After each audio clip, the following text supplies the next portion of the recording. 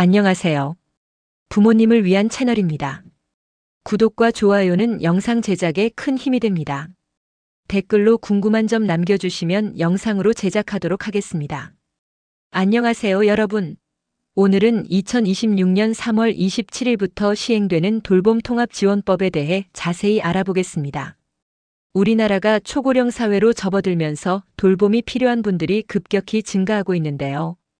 그동안 의료, 요양, 복지 서비스가 각각 따로따로 제공되어 불편함이 많았습니다. 이제 모든 것이 한 곳에서 통합적으로 관리됩니다. 지금부터 차근차근 설명드리겠습니다.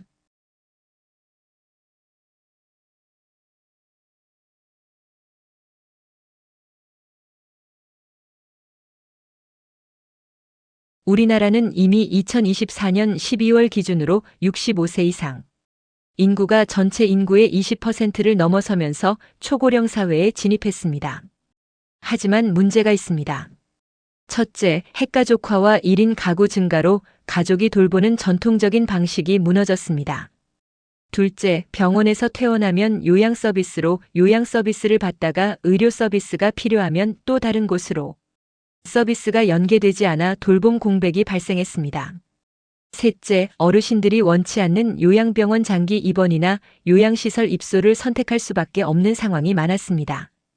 이런 문제들을 해결하기 위해 정부는 2019년부터 지역사회 통합돌봄 시범 사업을 진행해왔고 그 결과를 바탕으로 이번에 법으로 제정하게 된 것입니다.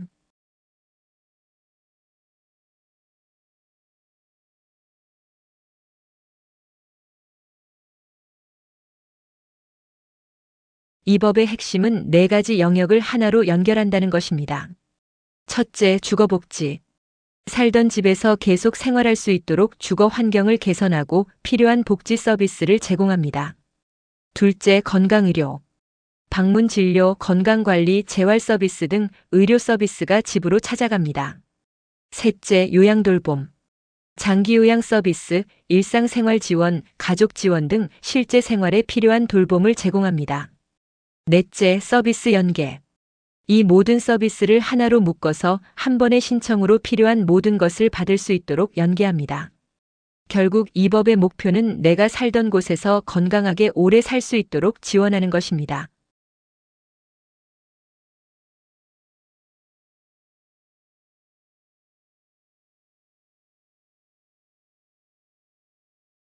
지원 대상자는 다음과 같습니다.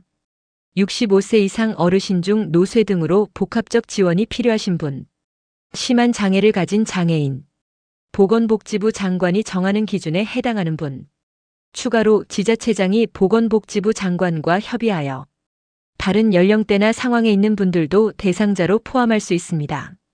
즉, 고령이나 장애 때문에 일상생활이 어려우신 분들이라면 누구나 신청할 수 있다는 의미입니다.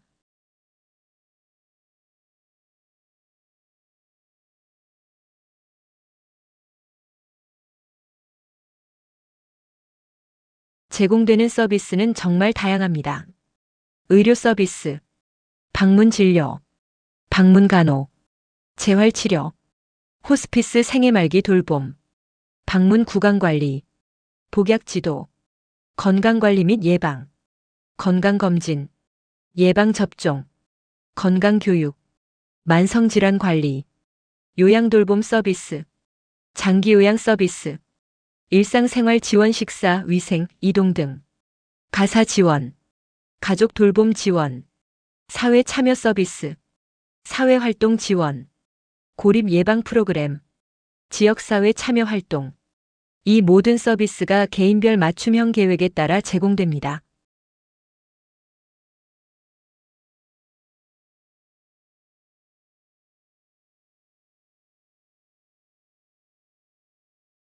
서비스 이용 절차는 이렇습니다. 1단계 신청 및 발굴. 본인이나 가족이 시군구청에 직접 신청 또는 지역사회에서 돌봄이 필요한 분들을 발굴하여 연계. 2단계 조사 및 판정. 전문 인력이 집으로 방문하여 상태조사.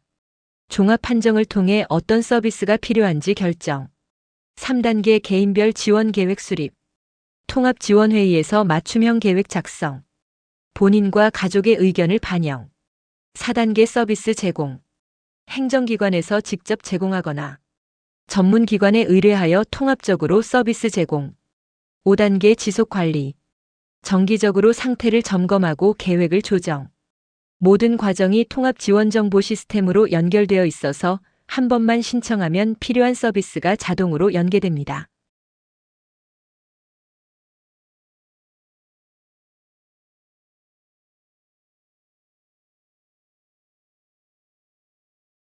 운영 체계는 3단계로 구성됩니다. 중앙정부보건복지부. 5년마다 기본계획 수립. 예산 지원 및 정책 방향 설정. 전문 인력 양성 한국보건복지인재원. 광역지자체 시도. 지역계획 수립 및 조정. 시군구 지원. 기초지자체 시군구. 실제 사업의 핵심 주체. 전담 조직 설치 및 운영. 통합지원협의체 구성 보건의료, 요양, 돌봄 전문가 참여. 개인별 지원 계획 수립 및 서비스 제공. 읍면동 및 보건소. 최일선에서 대상자 발굴 및 상담. 서비스 연계 지원. 현재 전국 229개 모든 시군구가 시범사업에 참여하고 있으며 2026년 3월부터는 본격적으로 전국에서 실시됩니다.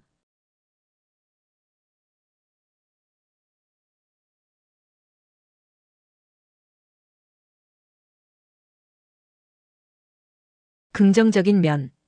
2019년부터 시범사업을 통해 경험 축적. 전국 모든 지자체가 참여하여 준비 중. 통합정보 시스템 구축 진행 중. 전문 인력 양성 교육 진행 중.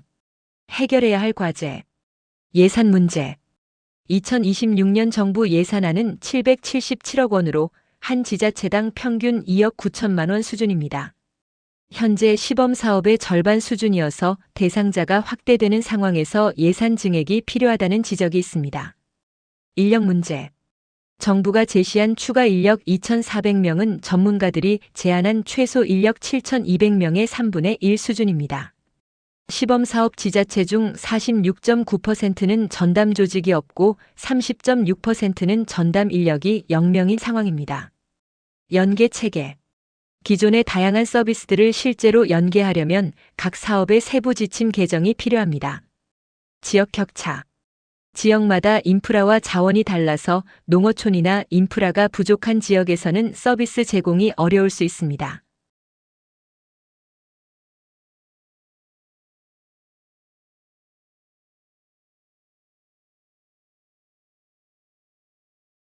이 법이 우리 삶에 가져올 변화. 원스톱 서비스 여러 곳을 찾아다니지 않아도 한 곳에서 모든 걸 해결. 맞춤형 지원 나에게 필요한 서비스만 골라서 받을 수 있음. 사각지대 해소 지역 사회에서 돌봄이 필요한 분들을 적극적으로 발굴. 중복 방지 여러 서비스를 중복으로 받는 문제 해결. 재가 중심 요양병원이나 시설이 아닌 집에서 생활 가능. 주의할 점. 시행 초기에는 지역마다 서비스 수준이 다를 수 있습니다. 전담 인력과 예산이 충분히 확보되는지 지켜봐야 합니다. 지역 케어 회의에 시민이 참여하여 의견을 내는 것이 중요합니다.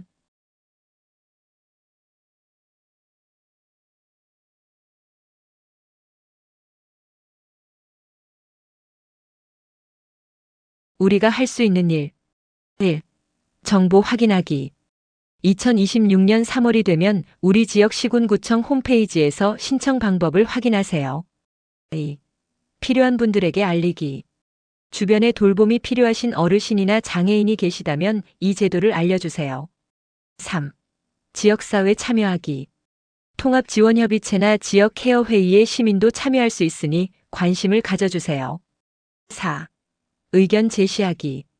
우리 지역에 필요한 서비스가 무엇인지, 부족한 점은 무엇인지 지자체에 의견을 전달하세요. 돌봄통합지원법은 단순히 복지 서비스가 아니라 지역사회 전체가 함께 만들어가는 새로운 생활 인프라입니다. 초고령 사회를 맞아 우리 모두가 존엄하게 살던 곳에서 건강하게 노년을 보낼 수 있도록 만들어진 법입니다. 2026년 3월 27일 새로운 돌봄 시대가 시작됩니다. 여러분의 구독과 좋아요는 더 많은 분들에게 이 정보를 전하는 데 큰 힘이 됩니다. 감사합니다.